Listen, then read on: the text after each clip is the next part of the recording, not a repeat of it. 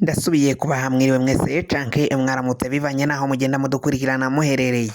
Mwese mudukurikira muherereye mu bihugu vy'amakungu ya kure cane cane abadukurikira muherereye ku mugabane w'abanyamerika muri leta zunze ubumwe z'abanyamerika nyene, abari ngaho muri Canada, Venezuela, abari ngaho muri Jamaica, abari muri Peru, abari ngaho muri Brazil, mwese mudukurikira muherereye ku mugabane w'abanyaburaya mu bihugu bitandukanye, mwese muri mu Budagi, Ubwongereza, Ubufaransa, Ububirigi, mwese kandi mudukurikira muherereye ngaho muri Australia, abari ngaho ku mugabane wa Aziya mu bihugu bitandukanye, Omani, Qatar na Arabia Saudite, mwese mudukurikira muherereye ngaho mu gihugu cacu c'u Burundi, intara, makomine, imitumba, ubucimbiri, imisozi bigiye bitandukanye bivanye n'umwanya udukurikiramwo, bivanye n'igihe uriko uratwumviriza, ndaguhaye kaze.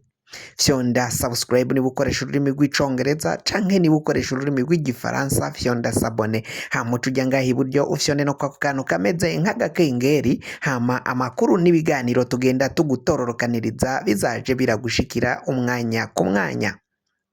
Amakuru agezwe kari kuvugwa ngaha mu gihugu cacu Burundi nuko umucanwa wongeye kwaka, ubwicanyi kandi bwabaye ndanse, ubwicanyi bwasubiye kuba ndanse ngaho mu ntara ya Bururi ho n'akamaramaza, icoba ni cose mu nyuma yaho abantu bahejeje iminsi bagandagurwa, batemagujwe imihoro, abatemagujwe imipanga, icoba ni cose rero ibihuha biriko biriyongereza mu gihe hatari hari hafatwa ababigizwemwo uruhara, abagenda bakora ubwo bwicanyi ngo bamenyekane, kuko hariko harakwiragira amajambo, ibihuha vyiyongereza mu gisagara ca Bururi ndetse no hafi ya hose muri iyo ntara ya Bururi. Igihe haciye hafatwa abagiye bafatwa, bagiye bavuga ko uwitwa Joel Ndagije ari we abaha amahera yo kuja gutemagura abantu, bamwe bakabica babakereye amajosi, ayo majosi n'imitwe bagaca bayijana.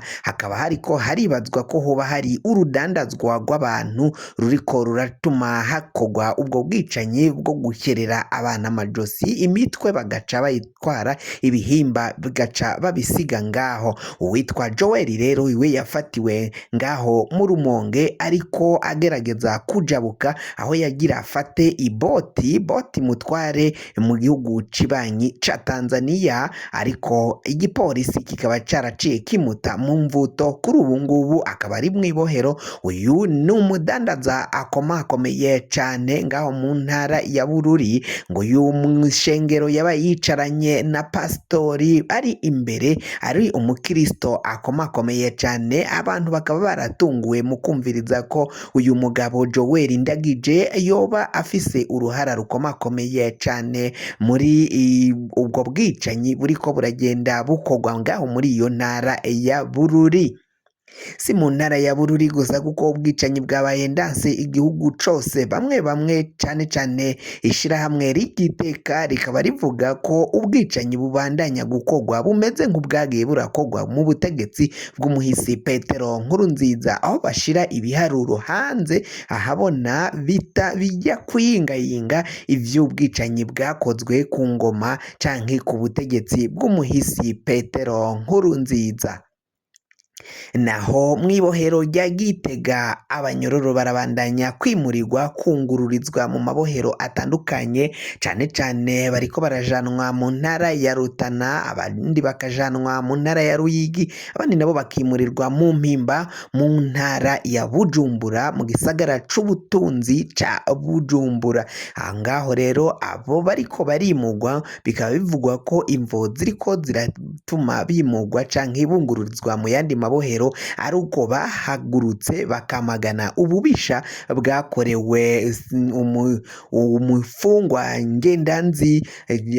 yaciye agandagurwa muri iryo bohero, agandaguwe na bamwe mu bitwa ko ari abakuru b'abapfungwa, harimo Eric ndetse na Hatibu. Abo akaba ari bo bagirizwa ubwicanyi bwaciye bukorerwa uwo munyororo ngendanzi agaca apfira mu mu gasho mw'ibohero rya Gitega, naho uwo munyororo akaba yaramuka mu ntara ya Ruyigi. Abava mu ntara ya Ruyigi bose bakaba bari bavuze ko rero babica babakereye amajosi. Kugira ngo amakuru n'ibiganiro mwene nk'ibi bize biragushikira, fyonda subscribe niba utari wafyonda ko amakuru yacu azaje akugerako.